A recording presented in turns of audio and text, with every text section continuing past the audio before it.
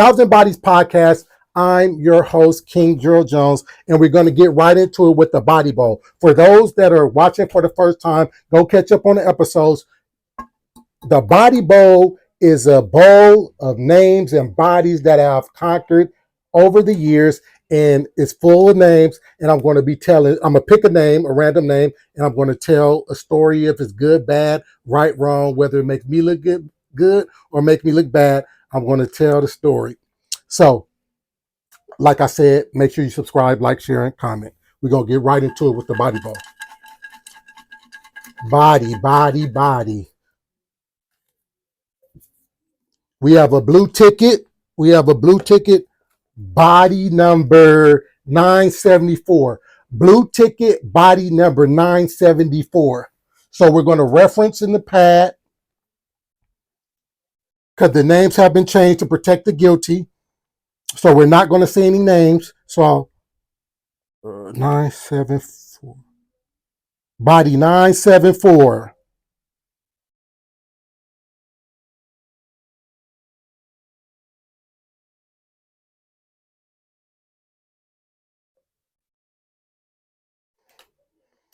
Body number 974. So it's going to be a good one today. It's going to be a good one as usual. Let's get right into it. Let me think. So today, it's going to be an interesting one. This one, I want to give it, I'm going to give a disclaimer, or I'm going to go straight off top. I'm going to go straight off top and tell you guys, so you guys will listen to the story very carefully. This story with this lady, this girl, this female, was somebody who made me fight a 3 strikes case. I'm going to say it again. The story with this girl that I'm about to tell you about out of the Body Bowl, Thousand Bodies podcast, this girl made me have a 3 strike case. You might be wondering, 3 strike case and you're out. So listen and find out how I beat the 3 strike case. So I met this young lady in my way younger years. I think I was 24 years old. So at this time, I'm 24 years old. Young, naive, young, dumb, full of cum, but I'm still doing my thing. So I met this young lady through a mutual friend, a mutual female acquaintance. To be honest with you, this female was actually at this time my best friend, female friend. She's actually in a body bowl too, but that's a whole nother story. We'll get to that another time. But getting back to the main event, my female friend introduced me to her. So she told me one day, I got a friend. She just got divorced. She was married to a guy in the army, a Dominican guy in the army from New York. The marriage lasts for a year. You know how those military marriages are. And she's looking to meet somebody. So she said she thought of me and she wanted to try to hook us up. So the first thing I asked, I want to know how she looked. And I'm not going to rate her right now because I want the story to build. So I asked her how she looked. And she's telling me she cool, she cool, you'll see. And I'm like, man, it's just tell me how she look. And she was like, you'll see. She cool, you'll see. So I'm taking this with a grain of salt. I'm not putting too much on it because y'all know how it go, when females be trying to hook their friend up. And she didn't tell me she was bad or nothing. She just said, you'll see. So I'm thinking, okay, I'm about to meet an average looking female or whatever. So she was like, we're going to go up to her job and then we're going to go to lunch. She told her about me. So this is about to be the introduction to me and her. So the next day we go to the girl's job and she's actually a nurse. We go up to the doctor's office or whatnot and we meet the girl. So I see the girl and she's fine. She's fine. She's fired. She's fine. She looks good. She's bad. So let's rate her. So you guys know I rate from a scale to 0 to 100, 100 being the highest. It's kind of like school, 100% A, 0% F. So her face was a 95%. She was fine. She was cute. She was bad, all of the above, especially at my age at 23. And even giving a little side note, At this time, at the age 23, this female that I'm telling the story about, she was maybe the one of the top 5 attractive females that I had dealt with at the time. So she was really up there at the time in my bracket as far as looks. So again, her face was a 95%. Her body was a 90%. She was cool. She was bad. She looked real good. So I'm surprised when we get to the, doctor's office. And I'm also intrigued because at the time, again, I'm 24 years old at the time. At this time, this is one of the most established females that I had met at the time. At the time, she looked good. She had her own place. She had her own vehicle. She had her own career, and she was doing her own thing. She was single, and she didn't have any kids. So for me, at the age of 24, that was like top notch. Like, damn. So as soon as I see her, I'm like, she fine, and So my friend introduces. We shake hands or whatever. I tell her my name is Gerald or whatever. So we proceed to go to lunch. At lunch, it was cool, nothing major. We talked, we had fun, we shared some laughs. It was cool, nothing too serious. Everything was light, nothing too like, oh, you guys are talking to each other. You guys are going to, no, it was just like, a light lunch between friends. So as we're leaving lunch, we have lunch or whatever, and she has to go back to work. As we're leaving lunch, of course, I asked her for a number, and she was like, sure. And I was like, well, what you got going on tonight? She said, well, just call me and we'll see. She said, I really don't do nothing. I'm kind of boring. I'm just going to eat dinner and go to sleep. So I slide my little slide in. I slide my little jib in. I was like, well, what you cooking? And she told me what she was cooking or whatnot. And I was like, well, can I come eat? Like, I'm a single man. I don't got no woman. I don't got no wife. Can I? So she actually said, yeah. She said, just call me after work. She told me what time she get off of work. And she said she's going to cook and I could come over. Okay. I'm feeling that. I'm feeling that. I'm really feeling the cooking thing. I'm feeling I'm feeling how she looked. I'm feeling how she. We vibed. It was cool. Nothing heavy, but just light. Light fun, light comedy during lunch. So she tell me to call her. So fast forward, I'm thinking about it all day. Like I'm thinking she probably bluffing or whatnot. She's not gonna let me come through, and she ain't gonna cook for me. I hit her up after she get off of work. And she's like, oh, what's up? What's up? So we talking. I was like, so you still cooking? She was like, yeah, I told you I was. She was like, you coming? So she give me the address. She give me the address, invite me over. I get over there. Boom. Like I said, she got her own little spot. At the time, at 24, I'm intrigued. She got her own little spot. At this time, I'm living with me and my brother living together. My brother 1 year older than me. So I don't got my own spot yet. Me and my brother is roommates. But she got her own little thing going on. So cool. I go over there. She make the dinner. We have the dinner. We watching a movie, watching dinner. We laughing. We having fun. It's a little bit more fun than we had at lunch. Lunch, like I said, was light, but now we're really cracking jokes. We're really getting to know each other. We're really having fun. And she's really a cool person. Besides her being fine and looking good, she's really a cool person. And I'm digging her, actually, to be honest with you. And like I said, I want to put the emphasis on my age. At the age of 24, I was really feeling her. I was really feeling everything she was offering, physically and mentally. So I'm not sprung, but I'm intrigued. I'm on her. I'm feeling this. So boom, we eat, we watching the movie, whatever. So it comes time to wine. Well, she tell me, she say, okay, well, I enjoyed your company. I got to go to sleep for work tomorrow. And this is during a weekday. And she was like, but make sure you call. And I'm like, oh, she kind of like dismissing me from. I'm thinking I'm about to stay. Of course, I'm trying to hit the yams or whatever. I'm trying to, especially hit the yams on the first time. And she's like, I'm like, well, what's up? Can I spend the night? And she's like, oh, and she like laughed. And she's like, no, you can't spend the night. This is the first night, you know. But I do want to see you again. So I'm thinking this cap, like, you're not about to let me hit the cheeks on the first night. Like I'm really, I ain't gonna say I'm not tripping. If you don't let me hit the cheeks off, and we had dinner and we was cool and we vibed, and you didn't let me spend the night, so I'm really not taking nothing serious as far as her telling me to call her or whatever. So I give her a hug, I give her a kiss on the cheek as I'm hugging, give her a hug, and I leave. I drive home or whatever. Boom, boom. So I kind of like let that go because I really wasn't taking. I don't know what because I felt like we were vibing. So for her to shut me down about spending the night, don't get me wrong. In my later years now as a man, as an older man, I get it. Like some women just not with that immediately. Even if they are feeling the vibe and do want to sleep with you, some women just not going to do it. Some are, and there's nothing wrong with that, but some just aren't. So she's the one that aren't. So I leave. And like I said, I really wasn't taking her too much serious after that because at the age of 24, I just was like, oh, she really wasn't feeling me. That was just my thought process. We here, and she didn't let me smash. So maybe she was just a cool person, and that's all as far as it's going. So I think that might have been a Tuesday or a Wednesday, so I didn't call her the next day. I didn't call her for like 2 days. Not, and I called for 2 days, but I remember distinctively, like I told you, my good friend, female acquaintance at the time, she hit me up. She's like, "Hey, what's up, Gerald?" And she called me. She's like, "Hey, what's up, Gerald?" I like, "What's up?" She's like, "Have you called?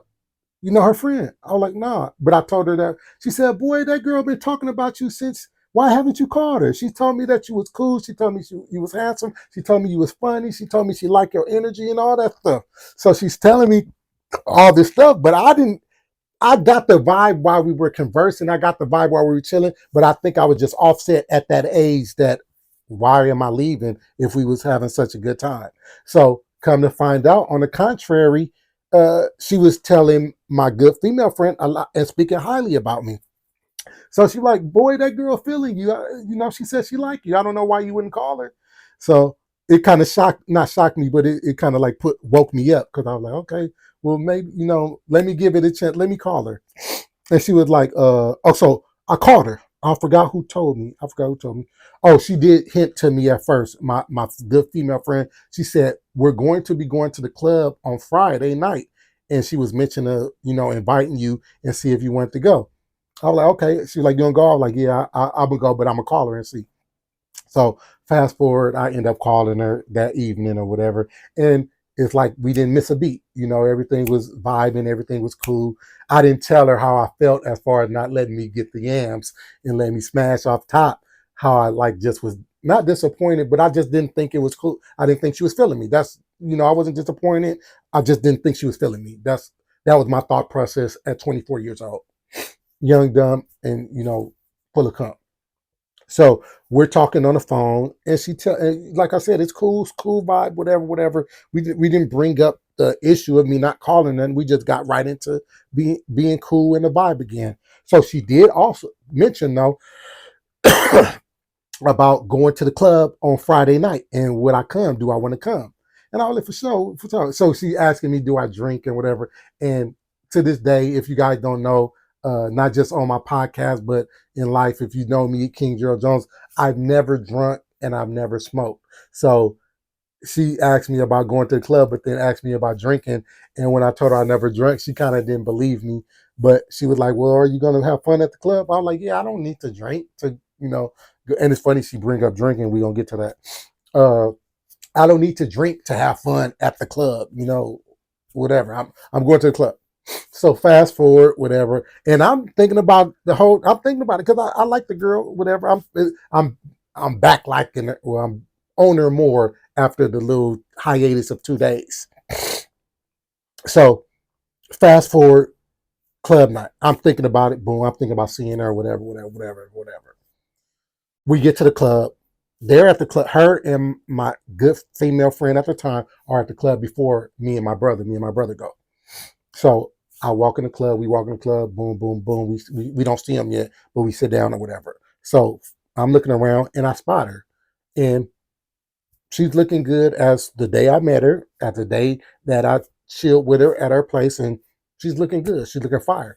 And I'm observing. I'm actually observing. Me and my brother chilling, and I, tap them and show them who the girl was. And we're watching though. They don't know we're here yet, and we're watching. And dudes is hollering at her.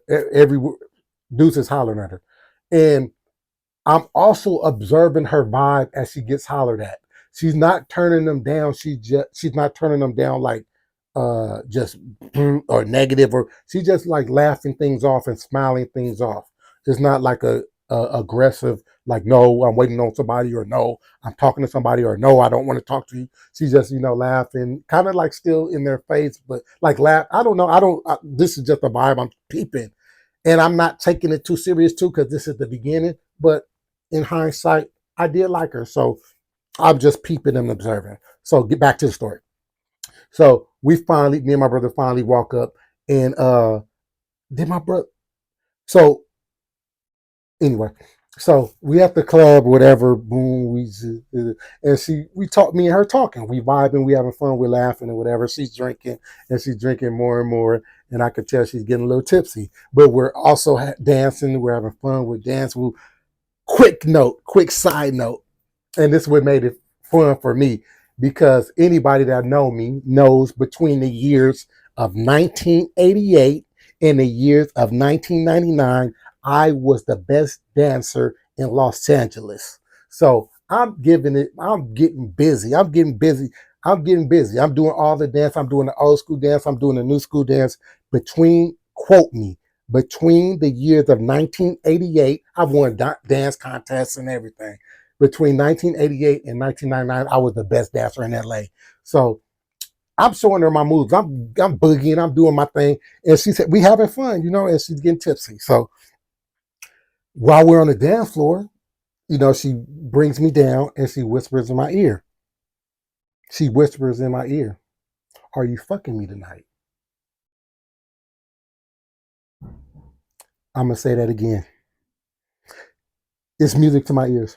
She whispers in my ear, are you fucking me tonight? Yes. Yes, I think I am. so, so, like I said, we have fun, whatever. And she actually, so club is over, whatever. I got my little female for the night.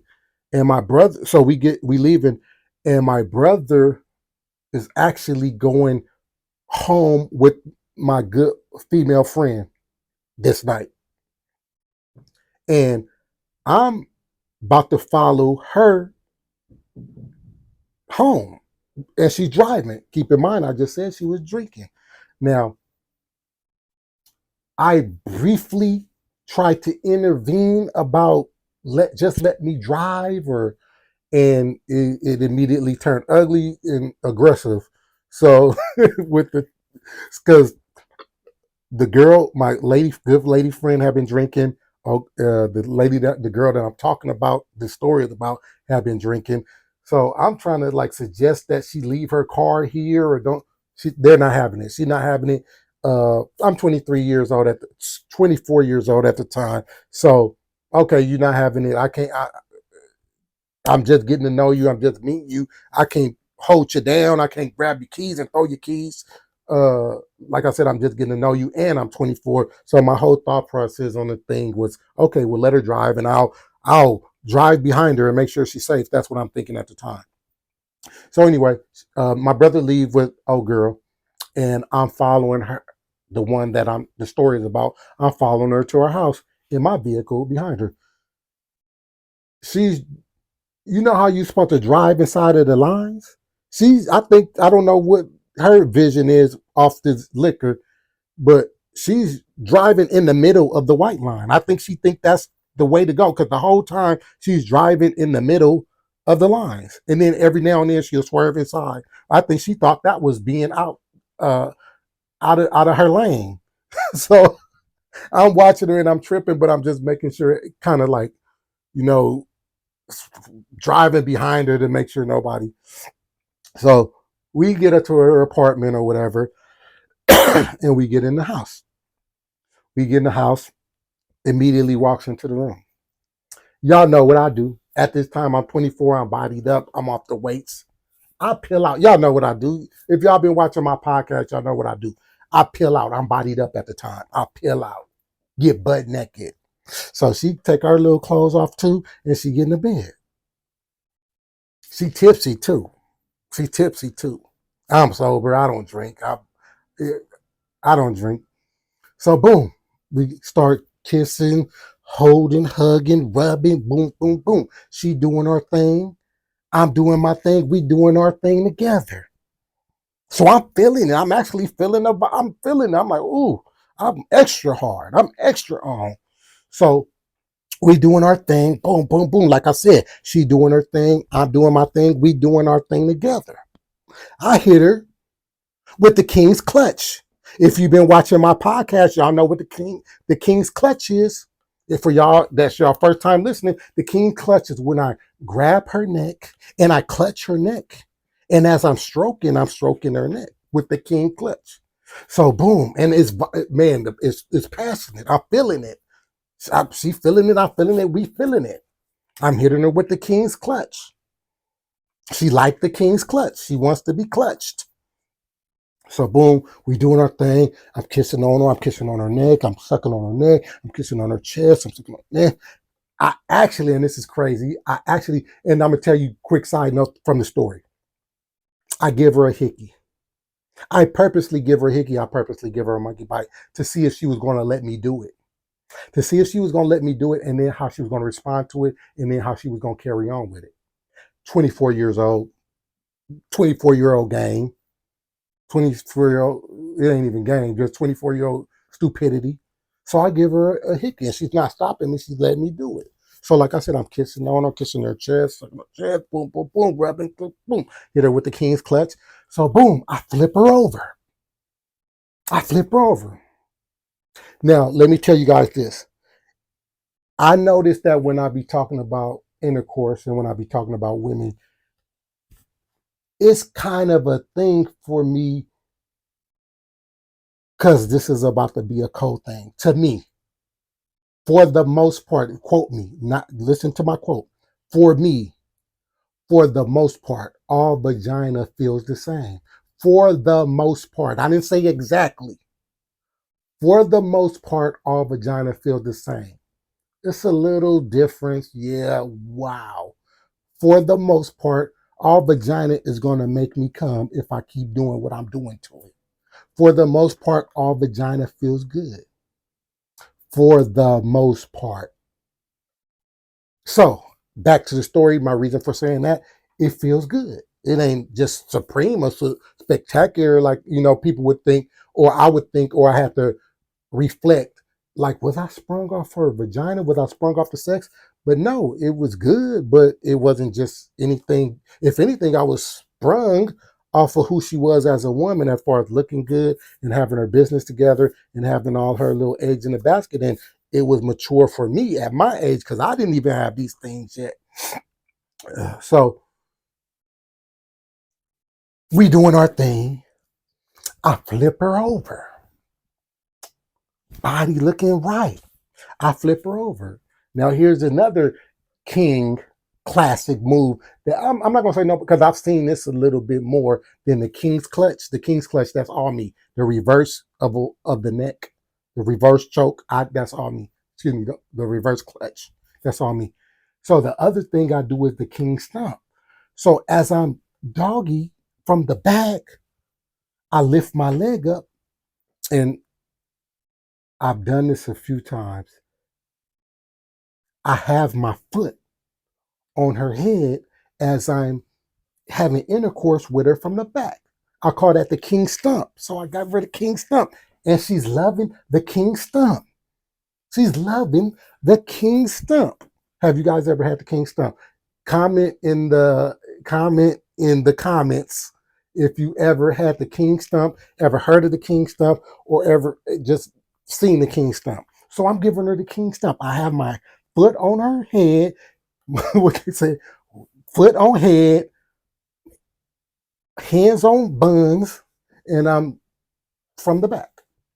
So boom, like I said, she did her thing, I did my thing, and we did our thing together. As I finished, boom, I finished, and I spent a night.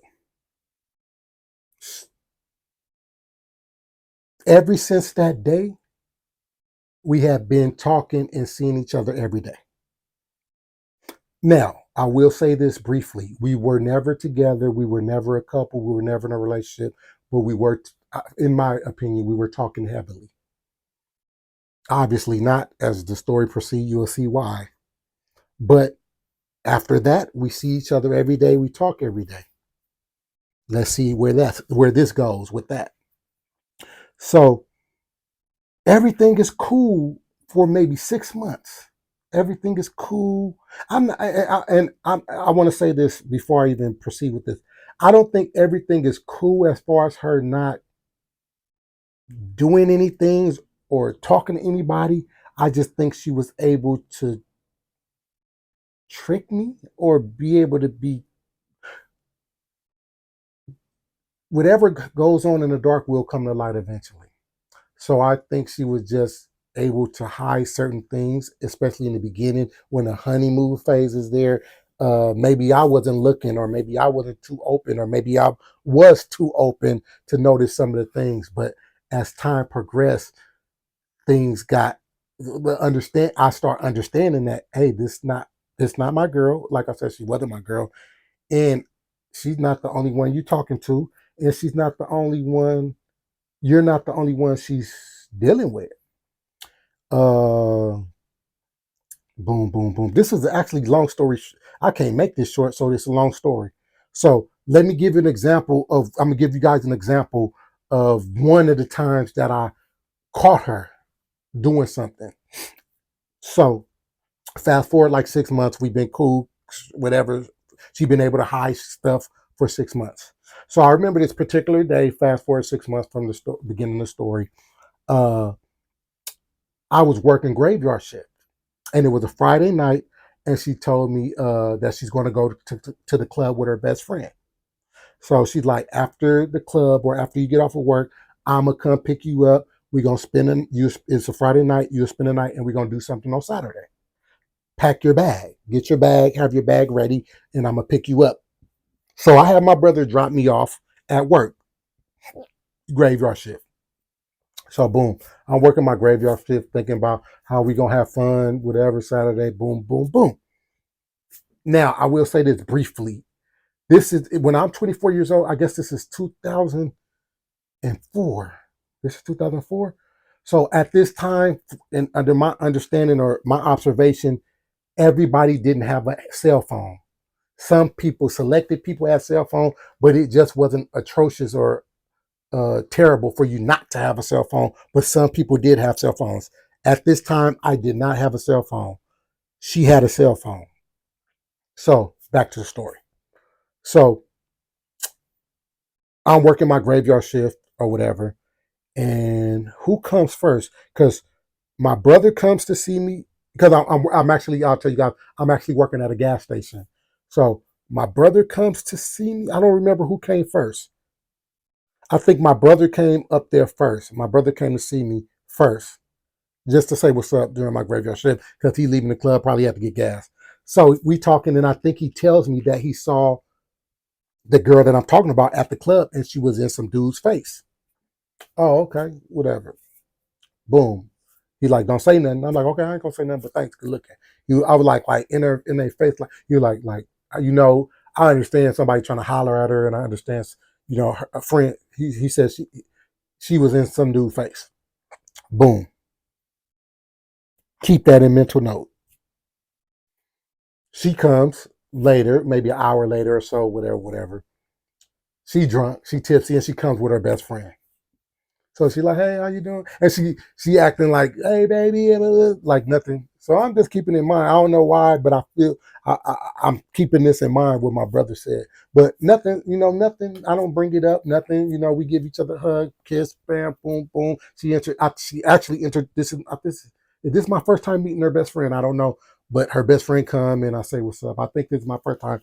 No, it's not my first time meeting her best friend, but she brings her best friend. So boom, she leave. Graveyard shift goes on. Graveyard shift goes on. It's an hour before my shift is supposed to be over. I'm going to call her to come pick me up because I got my bag packed. I'm supposed to spend the night and we're going to do something Saturday. I call her, no answer. Call her, no answer. So for this last hour of my graveyard shift, y'all can imagine I'm calling her back to back. Facts. I'm calling her back to back. She has a cell phone. No answer. Boom. Finally, graveyard shift over. Time for me to get off.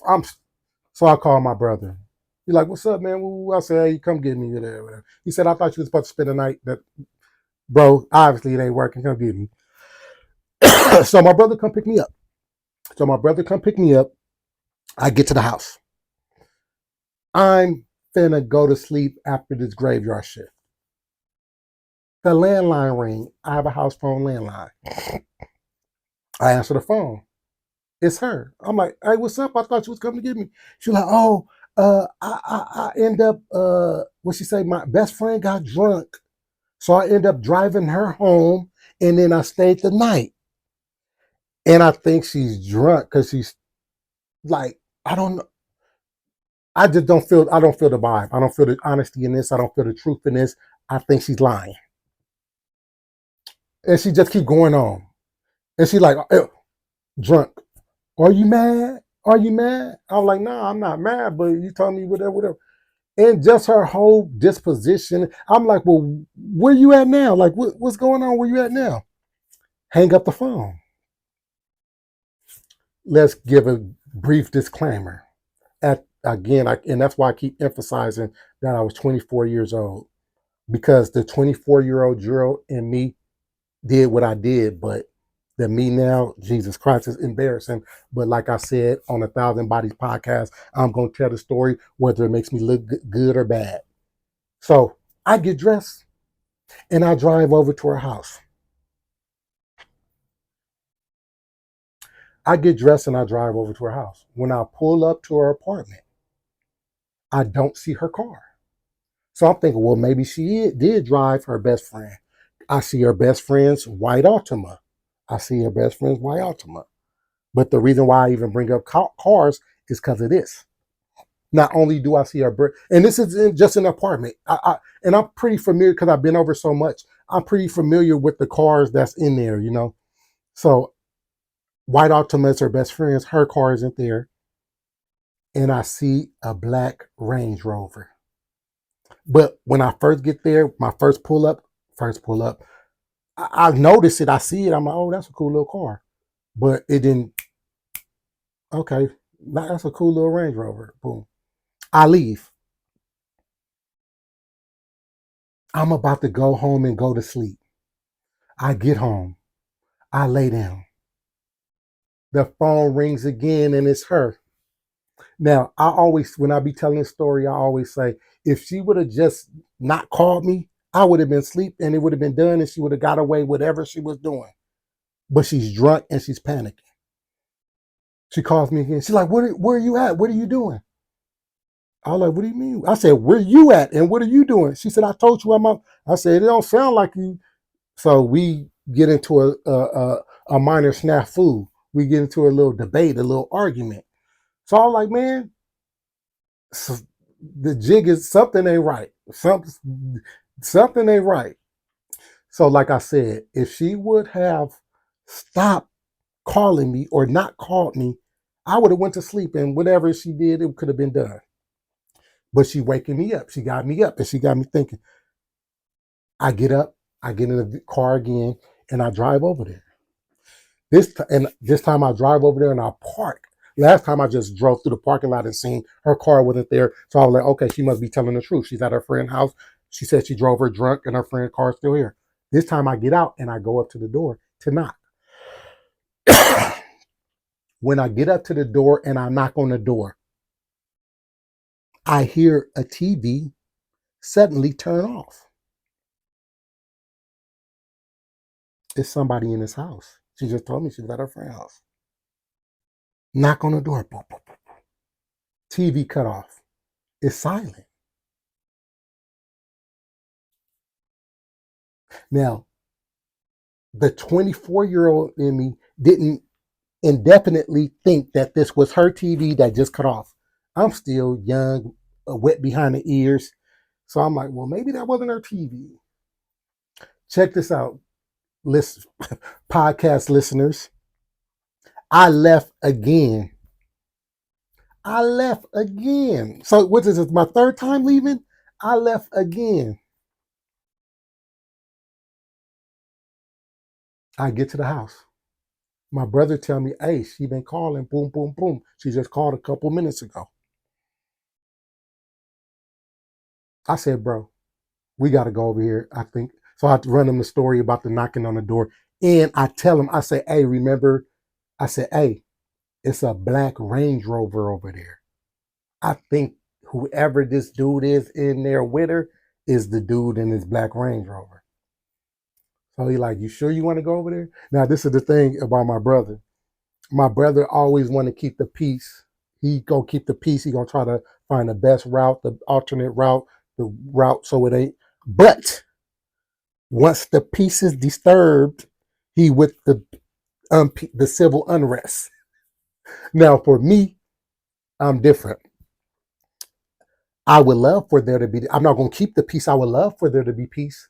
But if I smell any BS, I'm looking outside of peace. I'm my brother gonna keep the peace, and then if you do, then he go. I'm looking for the done. Did you done? What did you done? So that's the difference between me and my brother. But he with me if I. So he's like, all right, if you want to go over there, I'm gonna go with you, but I don't think you should go. So boom, we jump in the car and we drive over there. Walk up to the door, and I knock. She answers the door. She comes to the door, but she steps outside and closed the door behind her. 4 to 6 months, never have she opened the door, closed, and came out on the porch and stepped out and closed. I was like, "What's up? Why is you? I can't come in." She was like, "No, she's in there asleep. Her best friend in there asleep." I said, "I thought you just said you took her home." So she just looking. She's like, "What?" And now she got the attitude. Now she got the aggression. Now she flipping it on me. What you doing? What? Damn, since when I couldn't come? Quick side note. It's been other times when I've let things pass and maybe went if she wasn't answering, went home. She'd be like, "Why you didn't come over? Why you didn't do? Why you didn't?" So now we in a space now where why am I here? So you guys know how women do it, or excuse me, not women do it. You guys know when a woman is wrong and something is wrong, what happens, and this is happening right now, real time. So we're on the porch and we're talking. The door opens. Who do y'all think it is? What do y'all think it is? The door opens, but it's not what you think it is yet. And a little boy comes outside. The little boy is her best friend's son. Now, me and the little boy, and that's why I have to remember and think this wasn't my first time meeting the best friend. I actually had became cool with the little boy, and he liked me. He grew fond of me whenever he liked me. So he comes out on the porch, opens the door, like steps around her, and like, "Hey, what's up, Gerald? What's up? What's up, Gerald?" I'm like, "Hey, what's up?" And he look at me. He say, "Why are you mad?" It's written all over your face. He said, "Why are you mad?" He said, "Are you mad?" And he said her name. "Are you mad at?" And I'm like, "It's all right, man. I forgot the little boy name. I forgot the little boy name." He said, "Are you mad?" And he was like, "Well, uh, the one guy in there in the blue pants slept in the room with, and the other guy in the black shirt slept in the living room with my mom." What? So she looks at the boy, grabs his head, slaps him with the door. He just told. He just told. He just told. So I'm on the porch. My brother looked. He's like, "What's up, man? What you?" He's like, "Man." He said he just looked at me and shook his head. And I'm thinking at the time, should I go? I don't really want to stay. I don't really want to go. The door opens again. Who do you think it is? Two dudes come outside, walk out to the porch. They don't say nothing. The one guy is saying bye to the boy, and they saying bye to the best friend that's in there. See me. So we had a standoff. My brother taps me. He say, "Gerald, no." He already know. Now, quick disclaimer again. Embarrassing. Story embarrassing for who I am today. Back then, 24-year-old Gerald mad, pissed, about to fire on this man for trying to get him some yams. Crazy, crazy work. Diabolical. 20, I don't, comment and let me know if you've overcome the thinking, or not even overcome, it's just a maturity thing or a grown thing or living life thing. If you understand that there's things you would have, or ways you would have handled situations before that you totally wouldn't do nowadays. So at the time, my brother tapped me like, no, Drew, he know what I'm on. And only thing that stopped me from firing on this man, which is absolutely wrong, absolutely embarrassing on my part, sucker simp, sucker. I'm embarrassed, but told you guys on the Thousand Body podcast, I'm gonna tell you guys this story, whether I'm right, wrong, good, or bad. So my brother, only reason I didn't fire on this dude is because my brother didn't volunteer for this. He didn't volunteer for this, bro. He got my back to even come. So I'm like, I'm not about to have this fool fighting. I'm appreciative that he even there with me and for me. So I think about it. So boom, the two dudes walk right by me, walk right by us. She looking, I see her little hoe eyes. You guys, I've been telling you guys, I haven't been bringing it up as much as I should. Hoe eyes in these stories, in my podcast stories. But now, hoe eyes. Hoe eyes. I told you guys what hoe eyes are. Hoe eyes are the eyes that, yes, I'm guilty. Yes, I got caught. Yes, I'm sorry. But I can't stop and I won't stop. And it's like a look through. Like you can see the emptiness through. It's nothing there. It's like a blank. Hoe eyes. So I see her hoe eyes. So dude walking down. Now, check this part out. This is not the first. This is just, I told you guys I'm going to give you guys an example. It's been other examples, but this is the thing. This is the game that started being played. The game that started being played between me and her, or her verbiage or her games that being played, is that just because you see me with somebody, I wasn't. So, in the sense of not why I didn't ask them, but if you would have asked them, they would have said no. But we already know how that goes. But anyway, so that's what's going on in my mind. So I'm not gonna fire on them, but watch this. Censorship when I say what I say in these words. I I say, hey homie, let me ask you a question. So my brother tapped me again, Drill, don't. I said, I'm not. I'm gonna just ask him a question though. So she's coming like, don't. She thinking she grabbed, don't do. I said, I'm not about to do nothing, man. I said, hey man. So lo and behold, hindsight 2020, they're walking to the Range Rover. They're getting in the Range Rover. I said, hey homie, hey, you effing this B? Not in those words. And he say, no, that's just a homegirl. My homeboy messed with damn, I almost said the other girl name. I remember the other girl name now. Just right now, I remembered her name. My homeboy messed with. Okay, he told me to lie. He got it off. Boom, they jump in their little Range Rover and they peel off.